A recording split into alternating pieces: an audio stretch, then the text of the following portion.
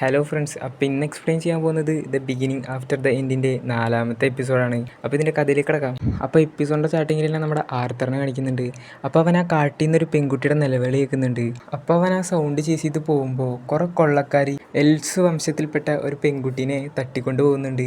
അപ്പോൾ അവനിത് കണ്ടപ്പോൾ അവൻ്റെ ഫാമിലിയെ അറ്റാക്ക് ചെയ്ത ഇൻസിഡൻറ്റ് അവൻ ഓർക്കുന്നുണ്ട്. അവൻ ആ പെൺകുട്ടിയെ രക്ഷപ്പെടുത്താൻ ആഗ്രഹമുണ്ട്, പക്ഷെ അവൻ സിൽവിയക്ക് കൊടുത്തിട്ടുള്ള പ്രോമിസ് അപ്പോൾ ഓർക്കുന്നുണ്ട്. അപ്പോൾ അവൻ തക്കതായി ഒരു സമയം കിട്ടാൻ വെയിറ്റ് ചെയ്യുന്നുണ്ട്. അപ്പോൾ ആ കൊള്ളക്കാരൻ വണ്ടി എടുത്ത് പോകുന്നുണ്ട്. അപ്പോൾ അവൻ ആ വണ്ടിയെ ചേസ് ചെയ്യുന്നു. അങ്ങനെ ഒരു സ്ഥലത്ത് ഈ കൊള്ളക്കാരെ വണ്ടിയൊക്കെ നിർത്തിയിരുന്നുണ്ട്. അപ്പോൾ നമ്മുടെ ആർത്തർ വരെ മാറി നിന്നിട്ട് നിരീക്ഷിക്കുന്നുണ്ട്. എന്നിട്ട് ഇവരെ അറ്റാക്ക് ചെയ്യാൻ പറ്റിയ തക്കതായ സമയത്തിനായിട്ട് അവൻ വെയിറ്റ് ചെയ്യാണ്. അങ്ങനെ സമയം രാത്രി ഇരിക്കുന്നു. അപ്പോൾ നമ്മുടെ ആർത്തർ 2-3 കല്ലെടുത്തിട്ട് ആ ചെന്നായ്ക്കളുടെ മേത്ത് എറിയുന്നുണ്ട്. അപ്പോൾ അവർ സൗണ്ട് ഉണ്ടാക്കുന്നുണ്ട്. ആ ചെന്നായുടെ സൗണ്ട് കേട്ടിട്ട് ഒരു കൊള്ളക്കാരൻ എവിടേക്ക് വരുന്നുണ്ട്. അപ്പോൾ അയാളെ നമ്മുടെ ആർത്തറിനെ മാന ഉപയോഗിച്ചിട്ട് അറ്റാക്ക് ചെയ്യുന്നു. എന്നിട്ട് അയാളുടെ കയ്യിലുണ്ടായിരുന്ന ഒരു കത്തി നമ്മുടെ ആർത്തർ കൈക്കലാക്കുന്നുണ്ട്. കുറച്ച് കഴിഞ്ഞിട്ട് ഇയാൾ അന്വേഷിച്ചിട്ട് വേറൊരു കൊള്ളക്കാരൻ അങ്ങോട്ട് വരുന്നുണ്ട്. അപ്പോൾ നമ്മുടെ ആർത്തർ അയാളുടെ തലയിൽ കയറിയിട്ട് കഴുത്തിറക്കുന്നു. എന്നിട്ട് രാജാവ് ചിന്തിക്കുന്നുണ്ട്, ഇപ്പോൾ രണ്ടുപേരെ കൊന്നു കഴിഞ്ഞിരിക്കുന്നു, ഈ ബോഡി വെച്ചിട്ട് എനിക്ക് ഫൈറ്റ് ചെയ്യാൻ നല്ലപോലെ പറ്റുന്നില്ല. അപ്പോൾ അവിടേക്ക് വേറൊരു കൊള്ളക്കാരൻ വരുന്നു. അപ്പോൾ നമ്മുടെ ആർത്തർ കാലിൻ്റെ പവർ ഉപയോഗിച്ചിട്ട് ഫാസ്റ്റായി മൂവ് ചെയ്തിട്ട് അയാളെ അറ്റാക്ക് ചെയ്യുന്നു. ഇത് കണ്ടിട്ട് വേറൊരു കൊള്ളക്കാരൻ ആ വണ്ടിയിൽ നിന്ന് പുറത്തിറങ്ങുന്നുണ്ട്. അപ്പോൾ ആ പരിക്കേറ്റ കൊള്ളക്കാരൻ പറയുന്നുണ്ട്, സൂക്ഷിക്കണം, അവനൊരു മേജാണ്. എന്നിട്ട് ആ കൊള്ളക്കാരൻ പറയുന്നു, ഒരു കുട്ടി മേജോ, ഇത് വളരെ റെയറാണല്ലോ. എന്നിട്ട് അയാൾ എൻ്റെ പവർ കാണിച്ചു തരാമെന്ന് പറഞ്ഞിട്ട് അയാളുടെ മാന ഉപയോഗിച്ചിട്ട് നമ്മുടെ ആർത്തറിനെ അറ്റാക്ക് ചെയ്യാൻ നോക്കുന്നുണ്ട്. പക്ഷെ നമ്മുടെ ആർത്തർ പെട്ടെന്ന് തന്നെ മാറുന്നു. എന്നിട്ട് അവൻ്റെ കയ്യിലുണ്ടായിരുന്ന കയറുള്ള കത്തി കൊണ്ട് വീശെറിയുന്നുണ്ട്. പക്ഷെ ആ കത്തി ആ കൊള്ളക്കാരൻ പിടിക്കുന്നു. എന്നിട്ട് അയാൾ പറയുന്നുണ്ട്, ഇമാതിരി ചീപ്പ് ട്രിക്കൊന്നും എൻ്റെ അടുത്ത് ഏക്കിലടാ. എന്നിട്ട് ആ കൊള്ളക്കാരൻ നമ്മുടെ ആർത്തറിനെ ചവിട്ടുന്നു. എന്നിട്ട് അവൻ്റെ കാല് പിടിച്ച് തലകീഴായി തൂക്കിയിടുന്നുണ്ട്. എന്നിട്ട് നമ്മുടെ ആർത്തർ അവൻ്റെ പവർ ഉപയോഗിച്ചിട്ട് തീ ഉണ്ടാക്കുന്നുണ്ട്. അപ്പം നമ്മുടെ രാജാവ് ചിന്തിക്കുന്നുണ്ട്, എനിക്ക് തീ ഉണ്ടാക്കാൻ കഴിഞ്ഞു. എന്നിട്ട് നമ്മുടെ ആർത്തർ അവൻ്റെ കയ്യിലുള്ള കത്തി ആ കൊള്ളക്കാരൻ്റെ തലയ്ക്ക് എറിയുന്നു. എന്നിട്ട് ആ കൊള്ളക്കാരനെ കൊല്ലുന്നു. എന്നിട്ട് ജീവനുണ്ടായിരുന്ന മറ്റേ കൊള്ളക്കാരൻ കൊല്ലുന്നുണ്ട്. അപ്പോൾ ആ കൊള്ളക്കാരൻ പറയുന്നുണ്ട്, എന്നെ വെറുതെ വിടൂ. അപ്പോൾ ആർത്തർ പറയുന്നുണ്ട്, ഇതിനല്ല ആ പെൺകുട്ടി നിന്നോട് പറഞ്ഞത്. എന്നിട്ട് അയാളെ ക്രൂരമായി കൊല്ലുന്നു. എന്നിട്ട് അവൻ ആ പെൺകുട്ടിയെ രക്ഷിക്കുന്നു. എന്നിട്ട് അവളോട് പറയുന്നുണ്ട്, നീ ഇപ്പോൾ സേഫാണ്, എനിക്കിനി വീട്ടിലേക്ക് പോകാം. അപ്പോൾ ആ പെൺകുട്ടി നമ്മുടെ ആർത്തറിൻ്റെ കയ്യിലുള്ള മുറിവ് കണ്ട് ചോദിക്കുന്നുണ്ട്, അതെന്താണ്, നിനക്ക് വേദനിക്കുന്നുണ്ടോ? അപ്പോൾ ആർത്തർ പറയുന്നുണ്ട്, അതൊരു ചെറിയ മുറിവാണ്, എനിക്ക് വേദനിക്കുന്നില്ല. അപ്പോൾ നമ്മുടെ ആർത്തർ ചിന്തിക്കുന്നുണ്ട്, ഞാൻ ആദ്യമായിട്ടാണ് എൻ്റെ പ്രായത്തിലുള്ള ഒരു കുട്ടിയായിട്ട് സംസാരിക്കുന്നത്. എന്നിട്ട് അവൻ അവിടെ ഉണ്ടായിരുന്ന ബോഡികളൊക്കെ മറയ്ക്കുന്നുണ്ട്. അപ്പോൾ ആ കുട്ടി ചോദിക്കുന്നുണ്ട്, നീ എന്താണ് ചെയ്യുന്നത്? അപ്പോൾ ആർത്തർ പറയുന്നുണ്ട്, അത് കുട്ടികൾക്ക് കാണാൻ പാടില്ലാത്ത സംഭവമാണ്. അപ്പോൾ ആ പെൺകുട്ടി ചോദിക്കുന്നുണ്ട്, നീ കുട്ടിയല്ലേ? അപ്പോൾ നമ്മുടെ ആർത്തറിനൊന്നും പറയാൻ കിട്ടുന്നില്ല. എന്നിട്ട് അവൾ ചോദിക്കുന്നുണ്ട്, ഈ ബാഡ് പീപ്പിൾസിനൊക്കെ എന്താണ് പറ്റിയത്? അപ്പോൾ നമ്മുടെ ആർത്തർ പറയുന്നുണ്ട്, അവർക്കൊരു ആക്സിഡൻറ്റ് പറ്റിയതാണ്, നീ ഇപ്പോൾ സേഫാണ്, നീ അവരെ പറ്റിയൊന്നും ആലോചിക്കണ്ട. എന്നിട്ട് നമ്മുടെ ആർത്തർ ആ വണ്ടിയിലുണ്ടായിരുന്ന ഒരു വലിയ പെട്ടിയും അതുപോലെ ഒരു കോട്ടും എടുത്തിടുന്നുണ്ട്. എന്നിട്ട് അവൻ പോകാൻ നിൽക്കുന്നുണ്ട്. അപ്പോൾ ആ പെൺകുട്ടി അവൻ്റെ കൈ പിടിക്കുന്നു. എന്നിട്ട് അവൾ മനസ്സിൽ ചിന്തിക്കുന്നുണ്ട്, എനിക്ക് പേടിയാണ്, എന്നെ വിട്ട് പോവല്ലേ.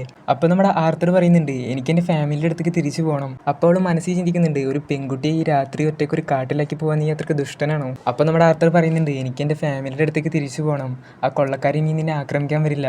എന്നിട്ട് നമ്മുടെ ആർത്തർ പറയുന്നുണ്ട്, നീ ഒരു എൽഫല്ലേ, അപ്പോൾ നീ കാട്ടി സേഫ് ആയിരിക്കും. അപ്പോൾ അവൾ പറയുന്നുണ്ട്, എൻ്റെ പാരൻസ് ട്രീ ഗോളംസിനെ കുറിച്ച് പറഞ്ഞിട്ടുണ്ട്, അവർ ചെറിയ കുട്ടികളെ ഭക്ഷിക്കും. അപ്പോൾ നമ്മുടെ ആർത്തർ ചോദിക്കുന്നുണ്ട്, നീ ഏത് വഴിയാണ് വന്നതെന്ന് നിനക്കറിയാമോ? അപ്പോൾ അവൾ റൈറ്റിലേക്ക് തിരിഞ്ഞ് പറയുന്നുണ്ട്, ഞാൻ ഇതിലാണ് വന്നത്. അപ്പോൾ നമ്മുടെ രാജാവ് മനസ്സിൽ ചിന്തിക്കുന്നുണ്ട്, എൻ്റെ ഓപ്പോസിറ്റ് ഡയറക്ഷനാണത്. അപ്പോൾ നമ്മുടെ ആർത്തർ ചോദിക്കുന്നുണ്ട്, നിൻ്റെ വീട്ടിലേക്ക് എത്ര ദൂരം ഉണ്ടെന്നുള്ള കാര്യം നിനക്കറിയാമോ? ഇല്ല, ഞാൻ ബഗ്സിൻ്റെ പിന്നാലെ പോയതായിരുന്നു, അപ്പോൾ എനിക്ക് വഴി തെറ്റി. ഈ ബഗ്സ് എന്താണെന്ന് വെച്ചിട്ടുണ്ടെങ്കിൽ ഈ വണ്ട് പോലത്തെ ജീവികളാണ് ബഗ്സ്. അപ്പോൾ നമ്മുടെ രാജാവിൻ്റെ കുട്ടിക്കാലം ഓർക്കുന്നുണ്ട്. എന്നിട്ട് പറയുന്നുണ്ട്, അവളിവിടെ ഒറ്റയ്ക്കാക്കി പോകാൻ എനിക്ക് പറ്റില്ല. എന്നിട്ട് നമ്മുടെ ആർത്തർ പെൺകുട്ടിയോട് പറയുന്നുണ്ട്, ഓക്കെ, ഞാൻ നിന്നെ വീട്ടിലേക്കാക്കാം. എന്നിട്ട് നമ്മുടെ രാജാവ് ആ ചെന്നായ്ക്കളെ നോക്കി ചിന്തിക്കുന്നുണ്ട്, എനിക്കിവരെ കൺട്രോൾ ചെയ്യാൻ അറിയില്ല, കൺട്രോൾ ചെയ്യാൻ അറിയുമായിരുന്നെങ്കിൽ ഇവർ ഈ പെയിൻഫുള്ളായ ഡെത്തിൽ നിന്ന് രക്ഷിക്കാമായിരുന്നു എന്ന് ചിന്തിക്കുന്നുണ്ട്. എന്നിട്ട് ആ പെൺകുട്ടി പറയുന്നുണ്ട്, നമുക്ക് ആ കുറുക്കന്മാരെ രക്ഷിക്കണം. അപ്പോൾ ആർത്തർ പറയുന്നുണ്ട്, അത് നമ്മളെ അറ്റാക്ക് ചെയ്യും. അപ്പോൾ ആ പെൺകുട്ടി പറയുന്നുണ്ട്, ഇല്ല, ഇവർ ആ ബാഡ് പീപ്പിൾസ് ഉപയോഗിക്കുകയായിരുന്നു എന്ന് പറഞ്ഞിട്ട് ആ പെൺകുട്ടി ആ കുറുക്കന്മാരെ രക്ഷിക്കുന്നു. അങ്ങനെ അവരവരുടെ യാത്ര ആരംഭിക്കുകയാണ്. ഇപ്പോൾ സമയം രാവിലെ ഇരിക്കുന്നു. അപ്പോൾ നമ്മുടെ ആർത്തർ ഒരു മലയുടെ അവിടെ ഇരുന്നിട്ട് ഫുഡ് ഉണ്ടാക്കിക്കൊണ്ടിരിക്കുകയാണ്. അപ്പോൾ ആ പെൺകുട്ടിയോട് ആർത്തർ ചോദിക്കുന്നുണ്ട്, ഞാൻ നിൻ്റെ പേര് ചോദിക്കാൻ പറഞ്ഞു, എന്താണ് നിൻ്റെ പേര്? അപ്പോൾ ആ പെൺകുട്ടി പറയുന്നുണ്ട്, എൻ്റെ പേര് ടെസിയ എറാലിത്ത്. എന്നിട്ട് അവൾ അവനോട് ചോദിക്കുന്നുണ്ട്, എന്താണ് നിൻ്റെ പേര്? അപ്പോൾ അവൻ പറയുന്നുണ്ട്, എൻ്റെ പേര് ആർത്തർ ലെയ്വിൻ. എന്നിട്ട് നമ്മുടെ ആർത്തർ അവനുണ്ടാക്കിയ ഫുഡ് ടെസിയക്ക് കൊടുക്കുന്നുണ്ട്.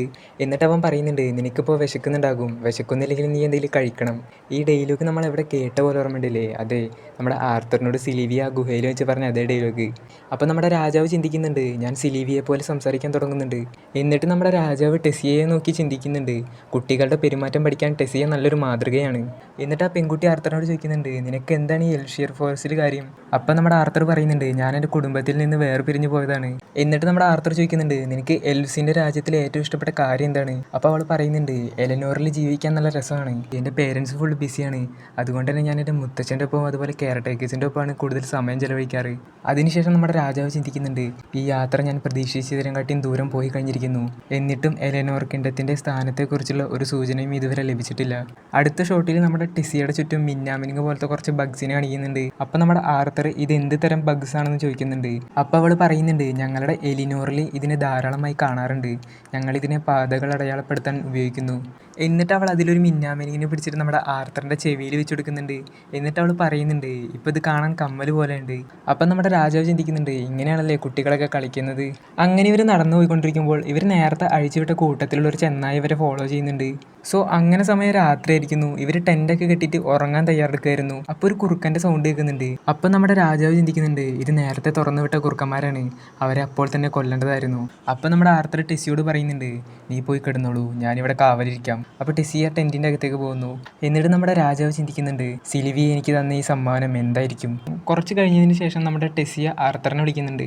അപ്പോൾ ആർത്തർ ചോദിക്കുന്നുണ്ട്, നീ ഇതുവരെ ഉറങ്ങിയിട്ടില്ലേ? അപ്പോൾ ടെസ്സിയ പറയുന്നുണ്ട്, ഈ രാത്രി ഈ കാട്ടിൽ നീ ഒറ്റയ്ക്ക് പുറത്ത് നിൽക്കണ്ട, നിന്നെ വല്ല മൃഗങ്ങളും ആക്രമിക്കും. അതുകൊണ്ട് നീ ഈ ടെൻറ്റിൻ്റെ ഉള്ളിൽ നിന്നിട്ട് കാവലിരുന്നു എന്ന് പറയുന്നുണ്ട്. അപ്പോൾ നമ്മുടെ ആർത്തർ ചോദിക്കുന്നുണ്ട്, നിനക്ക് പ്രേതങ്ങളെ പേടിയാണല്ലേ? അപ്പോൾ അവൾ പറയുന്നുണ്ട്, എനിക്ക് പ്രേതങ്ങളൊന്നും പേടിയില്ല, ഞാൻ നമ്മുടെ സേഫ്റ്റിക്ക് വേണ്ടി പറഞ്ഞതാണ്. ശരിക്കും നമ്മുടെ ടെസ്സിയക്ക് പ്രേതങ്ങളെ പേടിയാണ്, പക്ഷെ നമ്മുടെ ആർത്തർ അത് ചോദിക്കുമ്പോൾ പറയുന്നില്ല. എന്നിട്ട് അവൾ പറയുന്നുണ്ട്, നീ ഇവിടുന്ന് പുറത്ത് പോവുകയാണെങ്കിൽ എന്നോട് പറയണം. അപ്പോൾ ആർത്തർ ഓക്കെ, ഇനി നീ കിടന്നുറങ്ങുമെന്ന് പറയുന്നുണ്ട്. സോ അങ്ങനെ രാവിലെ ആയതോടെ അവരുടെ യാത്ര പിന്നെ ആരംഭിക്കുകയാണ്. അപ്പോൾ നമ്മുടെ ആർത്തർ ചിന്തിക്കുന്നുണ്ട്, എനിക്ക് എൻ്റെ കുടുംബത്തെക്കുറിച്ച് ആശങ്കകളുണ്ട്, എനിക്ക് അവരുടെ ഒപ്പം എത്രയും പെട്ടെന്ന് ചേരണം. അങ്ങനെ ഈ യാത്ര പോയിക്കൊണ്ടിരിക്കുമ്പോൾ നമ്മുടെ ആർത്തറിൻ്റെ മാനാക്കോറിന് നല്ല വേദന വരുന്നുണ്ട്. സോ അതൊരു സഹിക്കാൻ പറ്റാത്ത വേദനയാണെന്ന് നമ്മുടെ ആർത്തർ പറയുന്നു. അപ്പോൾ നമ്മുടെ ടെസ്സിയ ആർത്തറിന് മരുന്ന് ശേഖരിക്കാനായിട്ട് കാട്ടിലേക്ക് പോകുന്നുണ്ട്. എന്നിട്ട് നമ്മുടെ ആർത്തർ ഒരു മരത്തിലേക്ക് ചാരി നിന്നിട്ട് ചിന്തിക്കുന്നുണ്ട്, ഈ വേദന ഇതുവരെ മാറിയിട്ടില്ല, എന്നാലും അറ്റാക്കിനുള്ള ചാൻസ് എല്ലാം കുറഞ്ഞിട്ടുണ്ട്. അങ്ങനെ കുറച്ച് കഴിഞ്ഞതിന് ശേഷം ടെസ്സിയ വരുന്നുണ്ട്. പക്ഷെ അവൾക്ക് മരുന്നൊന്നും കിട്ടിയിട്ടില്ല. ഈ സമയത്ത് ഇവരുടെ അടുത്തേക്ക് ഒരു കുറുക്കൻ ഒരു പന്നിയെ കടിച്ചിട്ട് വരുന്നുണ്ട്. എന്നിട്ട് ആ പന്നിയെ അവിടെ ഇട്ടിട്ട് പോകുന്നുണ്ട്. അപ്പം നമ്മുടെ ടെസ്സിയ പറയുന്നുണ്ട്, അവരെ സഹായിച്ചതിന് അവരെ നമ്മളെ തിരിച്ച് സഹായിച്ചതാണ്. എന്നിട്ട് അവർ അന്ന് രാത്രി ആ പന്നിയെ ഫുഡാകുന്നു. സോ അതൊക്കെ കഴിഞ്ഞ് രാവിലെ പിന്നെയും ഇവരുടെ യാത്ര ആരംഭിക്കുകയാണ്. നമ്മുടെ ആർത്തറിൻ്റെ മാനാക്കോറിൻ്റെ അവിടെയുള്ള വേദന ഇപ്പോഴും മാറിയിട്ടില്ല. അപ്പോൾ ടെസ്സിയ ആർത്തറിനോട് ചോദിക്കുന്നുണ്ട്, ആർത്തർ, നമ്മളിത്ര ഫ്രണ്ട്സ് ആയിരിക്കെ ഞാൻ നിന്നെ ആർത്ത് എന്ന് വിളിക്കട്ടെ? ആർത്ത് എന്ന് വെച്ചിട്ടുണ്ടെങ്കിൽ ആർത്തറിൻ്റെ ഷോട്ട്.